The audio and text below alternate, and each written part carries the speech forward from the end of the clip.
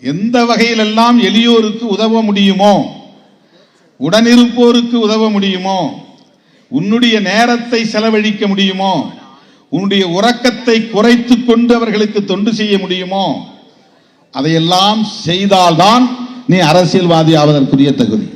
அதுதான் தொண்டுள்ளம் தான் ரொம்ப முக்கியமானது. பதவி வெறி என்பது அரசியலுக்கான தகுதி அல்ல. அதிகார வேட்கை என்பது அரசியலுக்கான தகுதி அல்ல. பாதிக்கப்பட்டவர்களின் பக்கம் நின்று குரல் கொடுக்கிற அந்த தூய உள்ளம், தொண்டு உள்ளம் வேண்டும். அப்படி உங்களை டெவலப் பண்ணிக்கணும். அந்த லீடர்ஷிப் அப்படிதான் நீங்க டெவலப் பண்ணணும். அதிலிருந்து தான் நீங்க தலைவர்களா வளர முடியும். இந்த தலைமை பண்பு அதுதான் முக்கியம். நீ படிக்கிறது எதுக்காக? உன்னுடைய தலைமை பண்பை வளர்த்துக் கொள்வதற்காகத்தான். சயின்ஸ் படித்தாலும் சரி, ஹிஸ்டரி படித்தாலும் சரி, எக்கனாமிக்ஸ் படித்தாலும் சரி, லிட்ரேச்சர் படித்தாலும் சரி, இது வெறும் பரீட்சை எழுதுவதற்கானதல்ல.